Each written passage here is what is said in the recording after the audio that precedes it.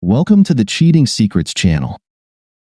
Your Honor, my client does not wish to divorce and requests the court to order counseling.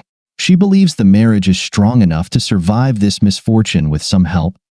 This was her lawyer speaking, the lawyer of my soon-to-be ex-wife, Julie. My lawyer stood up. Your Honor, a 12-month affair with multiple men, resulting in the birth of a child, can hardly be called a misfortune, especially when a DNA test proves that the said child does not belong to my client. We see no benefit in continuing this charade of a marriage any further. Counseling will not change anything. It is precisely because of the child that I am inclined to order counseling, the judge said. The child needs a stable home to grow up in. If you expect me to raise this cheating adulteress's child, I said loudly. My lawyer winced. The judge slammed the gavel forcefully. One more word, and I will hold you in contempt of court, he shouted at me. I'm ordering a month of counseling, with 2 sessions per week. Otherwise, he glared at me for a moment, then slammed the gavel again. That's all. Julie, my soon-to-be ex-wife, looked smug when I walked into the counselor's office. I'm Dr. Sullivan, but you can call me Gerald. May I call you Brian?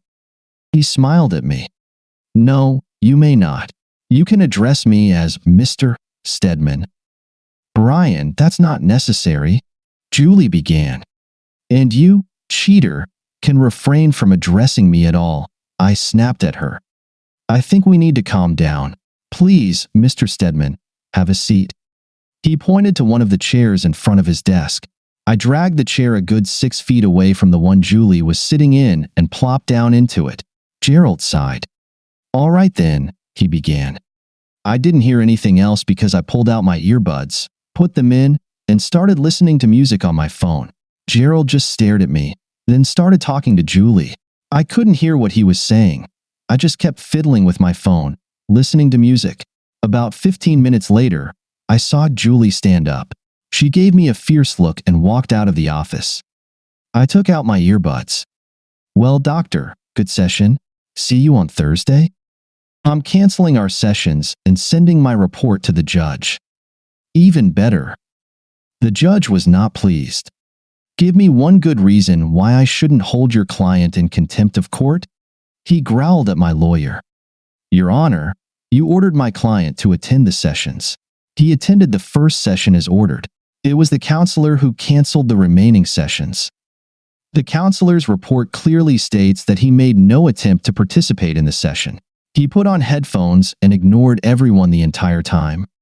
You ordered him to be present, my lawyer responded. He was present.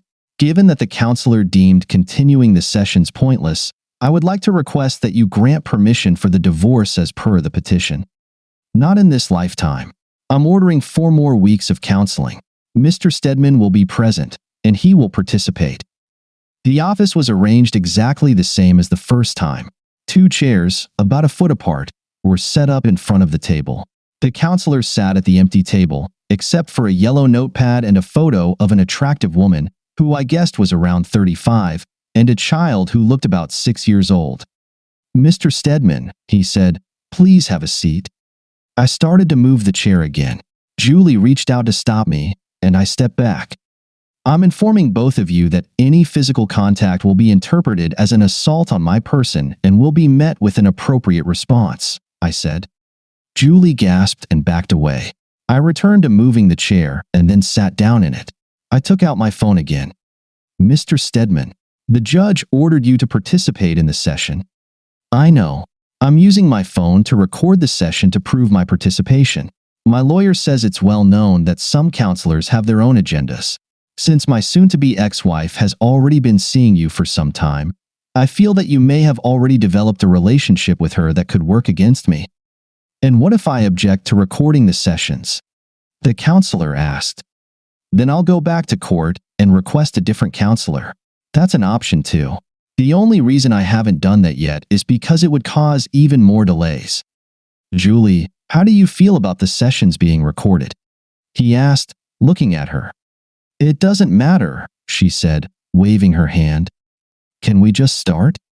All right then, Gerald said. What I'd like to do first. Before we begin, I interrupted, may I ask a question? Of course, he said. You can ask questions at any time.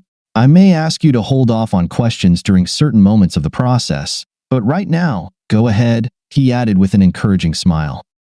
Have you already slept with her? Julie gasped, but Gerald didn't seem bothered. No, Julie and I have not had, and will not have, any sexual contact, he said calmly. That would be inappropriate, even if I weren't already happily married. Does that answer your question? I nodded. I believed him. He must be one of the few men Julie has met in the past year who hasn't slept with her. Then, all right, as I was saying, what I'd like to do first is establish our expectations. Since I've already had several conversations with Julie, I'd like her to outline what she hopes to achieve in these sessions and what her desired outcome would be. I'd ask you, while she's speaking, to refrain from comments and questions until she's finished. Once Julie has told us what she hopes to accomplish, I'll ask you to do the same. I refrained from commenting. I didn't look at Julie when she started speaking. First of all, Brian, she began. Don't talk to me, I growled. Talk to me, Julie, Gerald said. Tell me what you'd like Mr. Stedman to hear. I want him to hear how sorry I am for the pain I've caused him. I know I did the wrong thing, but he was spending so much time away on his business trips, and I was lonely. I understand how much I hurt him, and if I could go back and change the past, I would give anything to do that. I love him more than anything in the world. I know we can get through this. If he would just give me a chance, I would show him that I can be the best wife a man could ever dream of. We could raise our child together and give him a wonderful life, maybe even a brother or sister. I want us to be together. I know we can do this. I know we can make it through. Gerald smiled at Julie. All right, thank you, Julie. Now, Mr. Stedman, what would you like to say? I glared at him. I would love to see a festering adulteress contract a rare and incurable 3PPP and die a slow and agonizing death. Julie burst into tears and ran out of the room. That didn't help, Gerald remarked. I'm not here to help you. That adulteress spent a whole year sleeping with half the men in town, got pregnant, and tried to pass the child off as mine. If I hadn't already suspected something and requested a DNA test, I'd still be paying child support for someone else's kid. Tell me, Doc, how exactly am I supposed to feel? Your anger is natural, but you need to look beyond the anger at what you once had. Do you even know what the hell you're talking about? I snapped. Have you ever had the love of your life? The person you trusted with your heart and soul, someone you were literally willing to die for, and that person betrayed you so badly that you started doubting your own sanity? When I found out what was happening, I wanted to die. I seriously considered ending my life. How can someone who claims to love you cause you so much pain that you're driven to thoughts of suicide? And did you also notice that she never once apologized for what she did? For sleeping with all those men, for lying over and over, for getting pregnant and not even being able to figure out who the damn father was? The only thing that's certain is that it wasn't me, the one person who was supposed to give her a child. So, since you have no idea what it's like to be in my position, don't sit there with your sanctimonious damn smile and your textbook knowledge telling me I should let go of my anger. Right now, my anger is all I have. Just let me get this adulteress out of my life and try to rebuild something from the shattered pieces she left me. I hope this counts as participation. I growled at him as I walked out of the office. When I got home, I decided to prepare a bit for the next session. Maybe I could prove my point. I asked Julie to allow us to have this session without her, Gerald said when I walked into his office the following week. I feel we might make more progress individually at first. As long as this still counts as court-mandated counseling, I'm more than happy not to be in the same room with that woman. I sat down, placing the A4 envelope I was holding on my lap. Can we try to refrain from name-calling, please? It's unproductive and just gets in the way. I don't want to be productive. I just want to get through these sessions and get this adulteress out of my life for good. I never wanted these sessions. She's just determined to cause me as much pain as possible. She doesn't want a divorce because the prenuptial agreement leaves her with nothing, so she's trying to force me to take her back. That's not going to happen. And what about the child? He's innocent. Surely, he shouldn't be punished for. He's not my problem and not my responsibility. By your logic, I should take in every stray who couldn't keep her legs closed and got pregnant. Those children have nothing to do with me, and this child doesn't either. Why are you so certain that there's only one outcome? You obviously loved her very much. That kind of feeling doesn't just disappear overnight. Your anger is masking it right now, but once it subsides, and trust me, it will, you'll find there are still feelings you can build on, feelings you can use to rebuild your relationship, maybe even make it stronger. That smile returned again. I wanted to punch him. It was time to give him a taste of his own medicine. I pointed to the photograph on his desk. You have a nice family. Been married long? We're not here to discuss my 11 years, if my sources are correct. Childhood sweetheart, married right after college, waited to have kids, and then little Ethan came along. How old is he now? 9? This photo must have been taken a couple of years ago.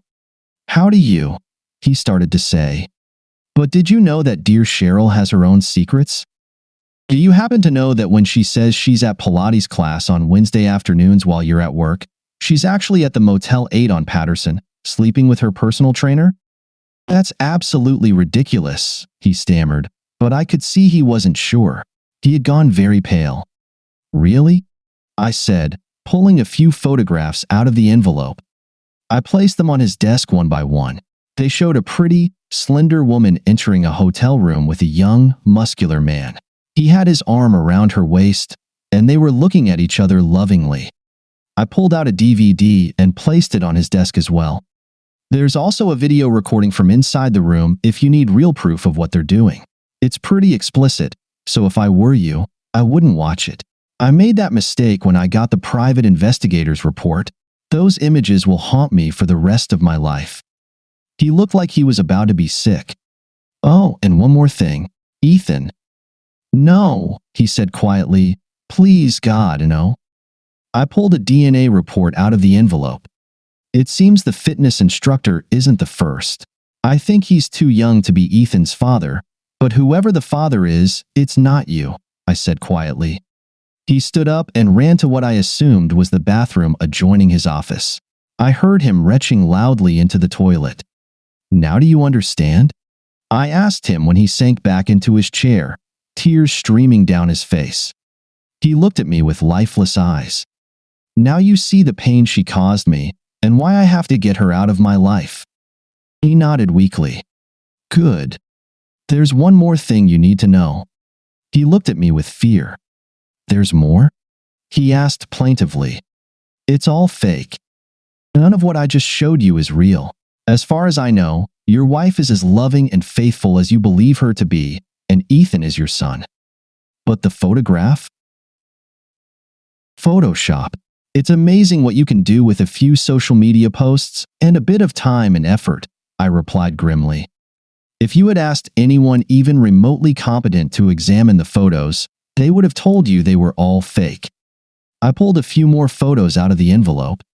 But to prove it, here are the originals from which I made them. His face began to flush, and I wondered if he was about to attack me. And the DVD? He asked. Blank disc. The DNA report? It's actually the DNA report for the child of my soon-to-be ex-wife, the cheater. I just changed the names and dates.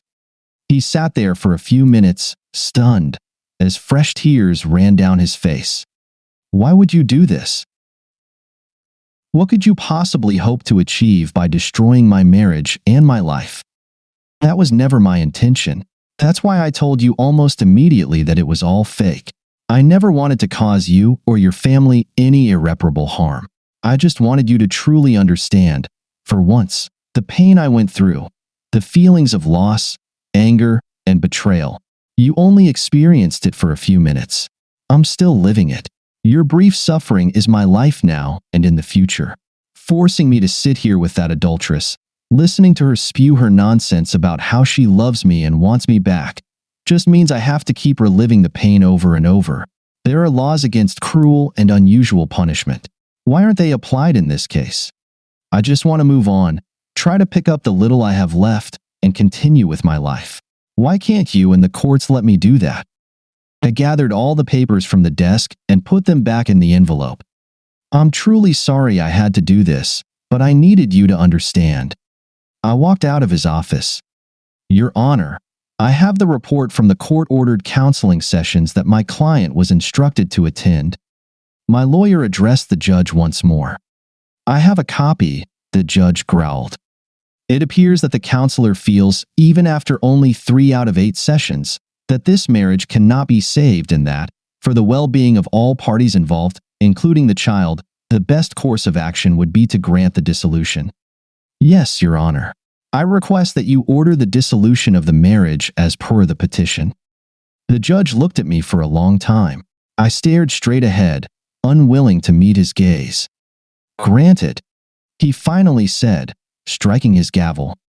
Thank you for listening until the end. See you in the next episode of Cheating Secrets. Take care of yourself and your loved ones. Goodbye.